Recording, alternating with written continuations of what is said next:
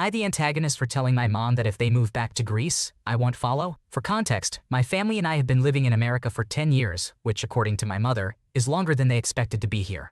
For the past 4 months, my mother has been telling me how dad is tired, and I don't think he will last here for another summer. Every time I talk to her, this has been the topic. You know, dad is tired and he would like to move back. I can see it in his eyes, were her exact words. Because I only have 1 year left of school, she keeps telling me to find colleges in Greece because we will be moving. I tried not to give her an answer and just smile and leave any time she says that. I thought about it, and I don't want to move. I don't want to leave this place. She doesn't understand why I don't want to move because she sees Greece as her home, which I understand. She grew up there. But I've lived here for 10 years and have no memories, or good memories, of Greece anyway. Yesterday, we had a talk about it. She brought it up as soon as I came from school. You know, I found a good college for you in Greece.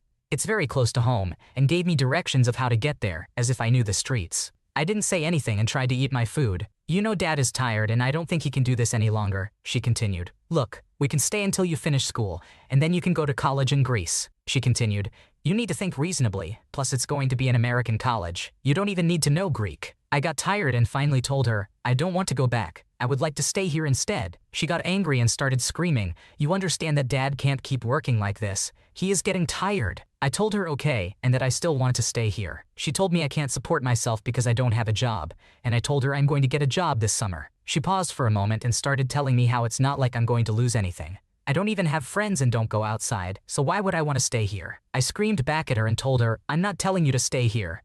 I'm not yelling at dad for being tired. I just don't want to move. She didn't stop but got angrier and told me, and where are you going to live? You know we will sell this house, right? You know how hard it is to get an apartment? You don't even know how to cook your own food. At that point, I just went back to eating and stopped talking. She still went on about the college, and I said to her while laughing, after that whole hour, Mom, can I just get some silence? You have been talking for an hour. Please, I'm trying to eat. Then finally, she just went on talking about the show on the TV. Not gonna lie, that conversation exhausted me, so back I immediately fell asleep at like 5 p.m. until it was morning. But moving back to that place is not an option. I don't hate it, but I don't love it either. I just hope she stops talking about it.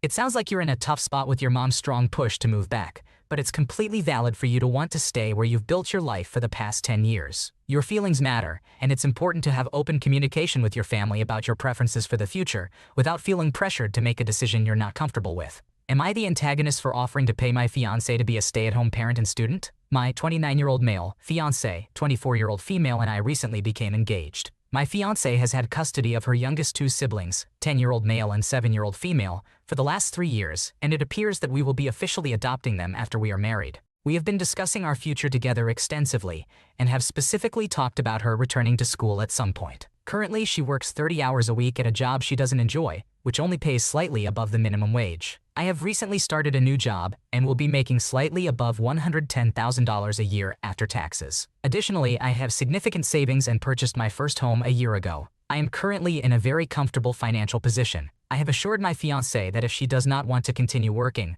I would gladly be the primary breadwinner. This would allow her time to complete her degree and spend more time with her siblings. We both agree on starting a family within the next couple of years. My fiancé is interested in this idea but is apprehensive about becoming financially dependent on me. To address these concerns, we have been discussing how to organize our finances after the wedding. We plan to open a joint bank account where the majority of my salary will be deposited, and I will add her to the house title. While I would be the sole contributor to the joint account, it would cover all shared expenses. However, I also intend to allocate a portion of my salary to her personal account for her individual expenses. Recently, she opened a savings account, after much persuasion from me, and I would like to make monthly contributions to that as well. Additionally, I am considering a spousal IRA and opening savings accounts for her siblings. My fiancé is not happy with how I presented this plan to her and feels as though I would be paying her to be a housewife. I am uncertain about how other single-income couples manage their finances. In my view, this plan should address some of her concerns as the majority of the funds would be shared.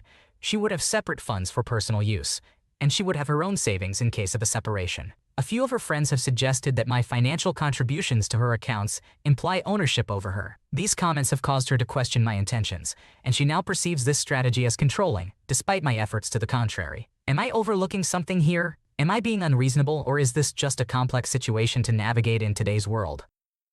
It's great that you're considering your fiancé's concerns about financial independence and wanting to support her education and her siblings. However, it's important to have open communication and ensure that both of you feel comfortable and respected in the financial arrangement you're planning, so perhaps revisiting the discussion with a focus on mutual understanding and shared decision-making could help alleviate her worries. Am I the antagonist for wanting to kick my spouse's friend out for her views? My wife reconnected with a friend from high school last year. A week ago, she asked if we can help Jane because she is splitting up with her husband and is going to be homeless. I said yes, so we made a plan. Jane would move into an old trailer I own that we had been using for storage, and she would stay with us while she finds a job in the area of the trailer and gets the lights and water turned on. The trailer is in a park where I pay rent on the lot each month. We told Jane we would pay for it this month, and starting in June, she would be responsible for the lot rent and keeping the yard kept up, but we wouldn't charge her any rent for the trailer itself. This trailer had just been used for storage, and I have an older Volkswagen Beetle in the driveway that needs some repairs. I thought about it and decided I was never really going to have time to do it, so I told Jane if she wanted to get that car fixed up, she could have it too. So far, Jane brought a guy into our house we didn't know and had intercourse with him so loudly that the neighbors complained. The wife did apparently tell her she could have a friend over. Jane came over with $100 to her name and spent it on non-essentials. Jane avoids doing any housework, usually saying she doesn't know how to. She doesn't want to fill out job applications, and when she does it while half drunk. There have been other things she's done that I can get into in the comments if people need. At this point, I was getting annoyed with Jane and told my wife I don't know if this is going to work long term. However, today the following happened that made me want to kick her out. Today I took Jane to see that trailer. Once we were there, she acted very grateful and started talking about how she was going to fix it up. But then she springs on us that her first ex-husband was going to move in with her. This weirded me out because she didn't talk to us about anyone else living there. But I figured it's not my place to say who she can live with. Then she starts talking about selling the furniture in the trailer. I didn't like this and reminded her that it's still my trailer. We're just letting her use it. She said okay.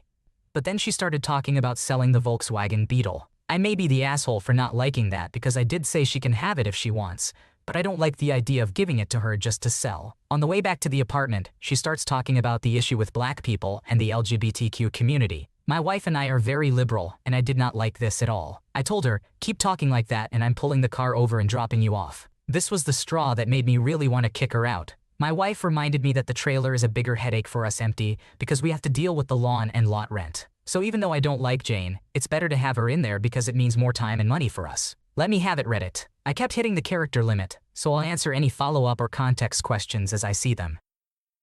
It sounds like you had good intentions by offering help to Jane, but it's important to set boundaries and communicate expectations clearly from the beginning to avoid misunderstandings and discomfort. It's okay to reassess the situation and prioritize your own well-being if the arrangement becomes overwhelming or crosses personal boundaries. Am I the antagonist for airing the mother of my grandchildren's dirty laundry in public? My son, Tommy, passed away suddenly 6 years ago. He had recently gone through a divorce with 2 children with his ex-wife. The children were 5 and 6 years old at the time of their father's passing. The kids and Tommy lived with us for a year at one point. Tommy's ex Marla was serving time after she stole from Tommy, a friend of Tommy's, and from my husband and me. It delayed the divorce, so they had been separated for more than 2 years, and the separation began when Tommy learned Marla had cheated. We found out about the stealing after, and she stole from us after the separation. In total, Marla stole close to $35K from all of us. Marla had recently been released and started back with 50-50 custody of the kids when Tommy died. After Tommy's passing, Marla tried to exclude our family from the lives of my grandchildren. My husband and I went to court and were granted generous grandparent visitation rights under our state's laws. Marla was furious. She attempted to appeal, but it was rejected twice. Our relationship was not civil, so we kept communication to a minimum, only discussing pickup times as the dates were already specified. Marla has since remarried and now has additional children. She has requested a few times for us to include her other children, but we have chosen to ignore these requests. During pickups, Marla has yelled at us in front of the children, but we remain silent. My husband and I have no desire to be involved with her other children or her current husband. We maintain a close relationship with our grandchildren, who do not ask to include their half-siblings. Last week, my grandson had a school talent show that they wanted us to attend, so we did. Marla and her husband were also present with their children, but we sat separately. After the show, Marla approached us and asked us to consider her other children and act as grandparents to them. We politely declined. Marla called us monsters, accusing us of turning our backs on her and her other kids simply because she moved on after Tommy. She accused us of being cruel to children and made a scene. Losing my temper, I reminded her of her past actions, stating that we owed her nothing and her children nothing. I made it clear that our grandkids would always be our priority, but she was no longer part of our family. Marla reacted strongly, claiming I had no right to air her past misdeeds publicly and should have kept it out of our ongoing dispute. Am I the antagonist in this situation? In this difficult situation, it seems like you have prioritized the well-being of your grandchildren and the boundaries you've established with Marla. It's understandable that emotions are high, but it's important to continue handling the situation with respect and civility for the sake of the children involved. Am I the antagonist for shutting down my in-laws when they brought up issues with photos of my children's mom in our home? I, 46-year-old male, have 2 children, Fia, 13-year-old female, and Kale, 10-year-old male. Their mom died 5 years ago in a car crash. We had been married at the time, but only legally. For the last 3 years of her life, we were pretending to still be together and we stayed married, but it was all pretending for the kids. We did not want a divorce for our kids' sake. Both of us came from divorced families and what I consider broken homes because of how badly our parents handled the divorces. We didn't want that for the kids. We feared we couldn't do better. The end result was us hating each other. It ran deep too. I regret that now. The last words we exchanged were not kind. Our kids deserved better than that. Better than having parents who hated each other because we were so afraid to divorce. So after she died, I was determined to let go of all that hate, and I was determined to make sure the kids knew they were loved by both parents and were not burdened by the issues we'd had. Their mom and dad both love them. I truly believe their mom's love still exists for them in them, and they deserve to know that love. That was what I focused on, so I saved everything of hers for them. It's all stored safely for them one day. And a couple of years after she died, I did remove most of the photos of our married life. But I let the kids keep 2 photos of their choice out in the open in common areas of the house. The rest are either in their room or stored for them with the rest of her stuff. My kids love and miss their mom so much, and it brings them comfort to have her photos out. I make sure they can always talk about her or ask questions. They also have a very close relationship with the 3 siblings she spoke to. This is my children's home above all, and I make sure it always feels that way. When I met my wife, I remarried last year, I told her about the photos and said a partner of mine needed to accept this. She did. We got married. Nobody has taken the photos of my kids and their mom down. But my in-laws do have a problem, and maybe they're speaking on behalf of my wife and she's not open. I'm still figuring that out. They were staying with us at the weekend, and during a dinner, they questioned my kids about keeping the photos out when my wife now lives with us. My kids said they like having photos of their mom they can see in the house. My in-laws began to say that it was inconsiderate of my wife, and they should not be in common areas when I stepped in and shut them down. And I told them that this is still my children's home too, and part of that is displaying photos of their mom in their home where they can be seen. I told them it did not need to be discussed more. The following day, my in-laws said I had no reason to be so rude, and I had an unhealthy attachment to keeping their mom present in their lives when she's dead. They told me they should be allowed to question things about their daughter's home, and I overreacted. Am I the asshole?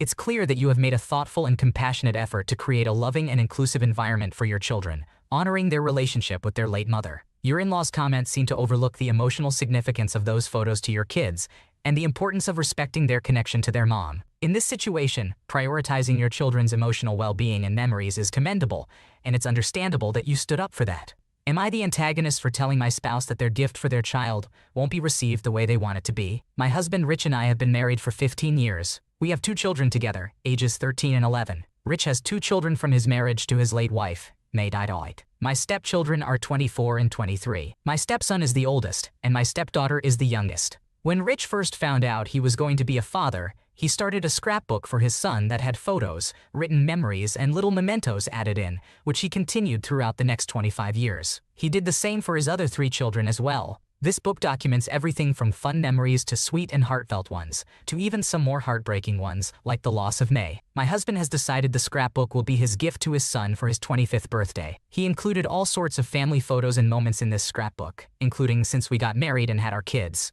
But both my stepchildren have been pretty clear that they do not have a fondness for me or for their half-siblings, and they have no trace of us in their homes. When he moved out, he left behind photos he was in that included me and my children, his half-siblings. And when my husband mentioned he had forgotten some photos, my stepson replied he had double and triple checked and had everything he wanted. My stepdaughter was a little more clear, and she actually tossed any unwanted photos in the trash before she moved out. On their social media, they post family photos, but funnily enough, they never had me or their half-siblings included. They never acknowledge us online at all. My stepchildren both also said they would like it if their dad didn't bring us because if he's visiting, they would like to see him and only him.